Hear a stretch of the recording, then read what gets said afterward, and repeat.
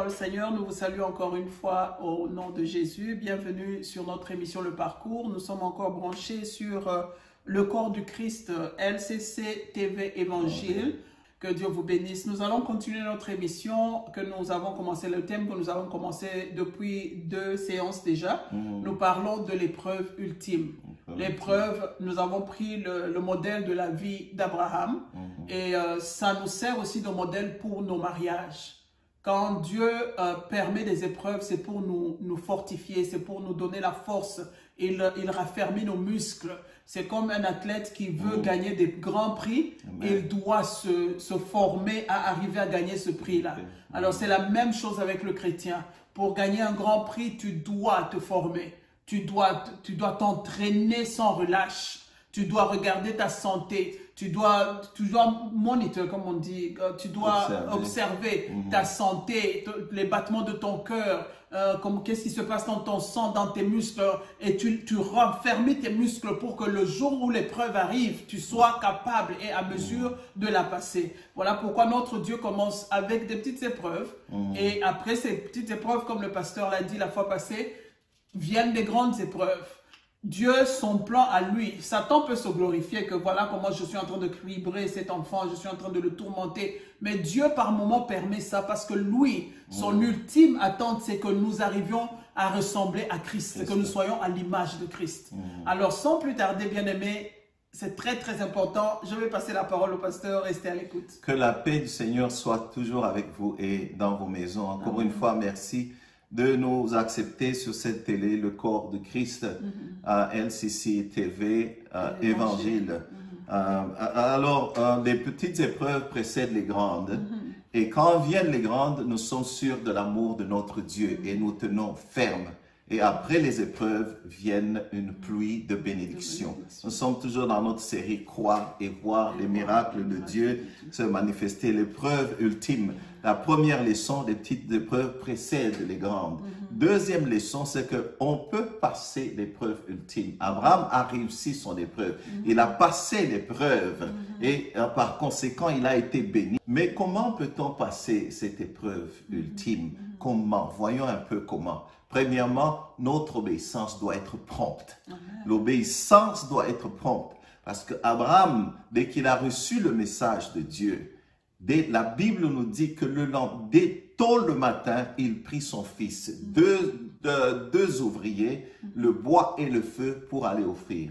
Il n'a pas retardé, il n'a pas discuté avec Dieu, il n'a pas raisonné. L'obéissance doit être prompte. Et dans notre vie, bien-aimée, Dieu amène une série des épreuves pour tester notre obéissance. Dieu veut t'apprendre, par exemple, les ABC de la foi. Dieu veut voir, peut-il te faire confiance? Je vous donne un exemple. Voici les premières épreuves auxquelles vous pouvez être soumis. La Bible nous dit, prenez comme sujet de joie complète les diverses épreuves auxquelles vous pouvez être soumis, sachant que l'épreuve de votre foi produit la patience, la persévérance et la persévérance, donc la foi. Voilà les premières. Quand nous avons donné nos vies à Christ, nous avons mis notre foi, confiance en Christ, Dieu nous dit, baptise-toi. Le baptême, par exemple. Beaucoup ne veulent pas se faire baptiser. J'ai reçu le baptême à 2 ans, à 3 ans. Le baptême que notre Dieu nous a laissé, que notre Seigneur nous a laissé, que nous connaissons, c'est par immersion. Pour démontrer notre obéissance, je prends l'engagement de marcher avec Christ. Ce qu'il me demande en premier, c'est de me faire baptiser. Obéissez. Deuxième petite épreuve, la dîme. Tu veux marcher avec ton Dieu, prends les 10e de tous tes revenus et donne à Dieu. Troisième épreuve, que Dieu veut tester notre obéissance. Et tu es impliqué dans une église locale où tu es vraiment engagé. Je ne dis pas visiteur pour jouir des privilèges des visiteurs tout le temps, non. Ou téléspectateur. Ou téléspectateur, non. Et tu engagé, engagé et à servir Dieu de tout ton cœur, lui donner tout. Donc voilà un peu de série d'épreuves auxquelles Dieu nous soumet pour tester notre obéissance. Évidemment, dans notre vie personnelle, il y aura aussi des épreuves. Donc, la deuxième grande leçon, c'est que on peut passer l'épreuve. Premièrement, notre obéissance doit être prompte. Et deuxièmement, nous devons donner tout à Dieu sans réserve, bien-aimé. C'est là qu'il y a le grand problème. Et c'est ça même le nœud de cette histoire d'Abraham. Parce que quand Abraham avait à peu près 120 ans, son fils a grandi, il jouit de la bénédiction. Dieu vient lui dire, prends ton fils, ton unique fils, que tu aimes bien, va l'offrir. Abraham pouvait être content d'offrir à Ismaël, parce qu'il n'avait pas tellement d'attachement, c'était le fils de la servante. Non, non, non, Dieu dit, celui que tu aimes bien, ton unique. Il y avait deux fils. Pourquoi Dieu parlait d'unique? C'était le fils de la promesse, celui qu'il aime bien. Prends celui-là, va l'offrir. Bien-aimé, Dieu nous demande de donner tout, d'offrir tout sans réserve. Chacun de nous a son Isaac, ce que tu aimes bien. Je ne le sais pas, mais toi-même, en ce moment, tu le sais. Ce que Dieu te demande de donner. Bien-aimé, il y a ceux qui ont tout donné, qui ont tout donné, leur vie, leur temps, leur énergie, leur argent, leur travail, leur famille. Comme Josué avait dit, moi et ma maison, nous servirons l'Éternel. Bien-aimés, donnez tout sans réserve. Nous aimons bien garder un certain aspect de notre vie. Dieu a donné son Fils. Et celui qui n'a pas épargné son unique Fils, ne nous donnera-t-il pas toutes choses avec lui? Bien-aimé, oui, maman. Oui, c'est très, très important de vivre cela spirituellement, parce que nous sommes appelés à... Nous avons un appel spécial. Amen. Nous sommes appelés à être comme Christ. Alors, souvent, on sépare le mariage des choses de Dieu, on sépare le mariage des choses divines. Non, si le mariage fait partie de notre vie, ça veut dire que notre vie qui est appelée à être une vie surnaturelle selon Jésus-Christ, notre mariage doit faire partie de cette vie surnaturelle.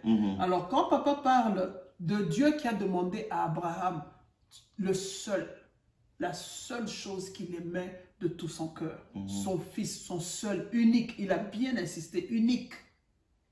Quand Abraham avait un autre, il y a des choses, tu as plein de choses, mais il y a une chose que tu aimes beaucoup de tout ton cœur. Et je vais nous aider, nous tous. Ce qu'on aime beaucoup aujourd'hui, c'est quoi? C'est l'argent. Amen. Amen. Nous aimons l'argent, nous vénérons l'argent, nous nous battons jour et nuit, nous souffrons tous les jours à cause de l'argent. Nous travaillons comme des dingues. Nous n'avons pas le temps de poser et prier au moins. Dire merci à Dieu pour le souffle qu'il nous donne. Mais pour l'argent, quand le chef a dit à 5 h du matin, je dois te voir ici, même si tu as fermé l'œil à 3 h du matin, 5 h, tu seras devant la porte de ton bureau. Pourquoi? C'est ça que nous vénérons le plus. Amen. Alors, Dieu nous met à l'épreuve. Les dixièmes de tout ton revenu. Je veux voir ça. Quand le revenu commence à monter, Seigneur, bénis-moi, bénis-moi, bénis-moi. Le revenu monte, on commence à calculer. Oh, le dixième là, il est grand. Le dixième là, il est beaucoup. Le dixième. On commence à regarder. Dès qu'on met le dixième, on regarde si le pasteur a changé de chaussures. On regarde si sa femme a changé de bijoux. Et puis dès qu'on voit un changement, c'est mon dixième là qu'ils sont en train d'utiliser. Bien aimé, c'est entre toi et ton Dieu. Le mariage dans lequel tu te trouves, c'est entre toi et ton Dieu. Le Seigneur a dit, donne ce que tu as de plus cher. Dans ton union là, il y a quelque chose que tu dois sacrifier. C'est ton moi personnel. Amen. Moi, on ne monte pas sur moi. Moi, on ne m'écrase pas le petit doigt. Moi, je suis l'enfant de quelqu'un. Je suis né aussi de quelqu'un. Tu ne peux pas me faire ça. Ce moi-là, moi personnel, tu dois le sacrifier à Dieu. La grande leçon, c'est que Abraham n'a pas rouspété. Abraham s'est levé promptement. Abraham est allé donner l'enfant comme Dieu lui a demandé. Arrivé sur le chemin, l'enfant, ton épreuve, là, parce que l'enfant n'était plus l'enfant. L'enfant était une épreuve maintenant pour Abraham. L'enfant, l'épreuve commence à te parler. C'est comme si le diable voulait remuer le couteau dans la blessure d'Abraham. L'épreuve dit... Mais je vois, on a du bois, mais où est le sacrifice? L'épreuve commence à te parler. Et tu es sûr que ton Dieu là vraiment t'a demandé de faire ça. Tu es sûr que tu es vraiment dans le bon. Et tu es sûr, voilà l'homme de Dieu qui commence à se demander, est-ce que vraiment je suis dans le bon? Quand les épreuves surabondent, Satan s'organise pour que tu perdes la foi. Il s'organise pour que tu trouves que ce mariage-là devient amer. Ce n'est plus ta place dans cette maison-là. Il s'organise pour te montrer que tout ce que tu as fourni comme effort jusque-là est nul. Amen. Satan vient pour voler, il vient pour détruire, il vient pour tuer carrément. Alors ne le laissons pas entrer parce que nous ne voulons pas faire d'efforts pour avoir la foi en ce Dieu-là. Abraham a prouvé à Dieu qu'il, malgré tout ce que le monde était, malgré tout ce que le monde lui montrait, il était devenu père de l'enfant que Dieu avait promis. L'enfant grandissait, devenait un homme. Il voyait l'avenir. Il voyait la descendance, la progéniture que Dieu avait dite. Amen. Il commençait à devenir à l'aise là-dedans. Mais quand Dieu a frappé à la porte, Abraham, donne-moi ce que tu as de plus cher là. Il n'a pas hésité. Parce qu'il connaissait qui était Dieu. Amen. C'est là que je voulais venir avec cette histoire. Abraham, quand Dieu le testait, lui aussi testait Dieu. Il a vu que le Dieu qu'il servait là, c'est pas un Dieu qui t'abandonne en chemin, quoi. C'est pas un Dieu qui va dire, ah, en tout cas, cette situation me dépasse aujourd'hui, j'arrête là. C'est un Dieu qui, quand il a commencé une œuvre, il va jusqu'au bout et il l'achève. Il l'achève correctement. Abraham...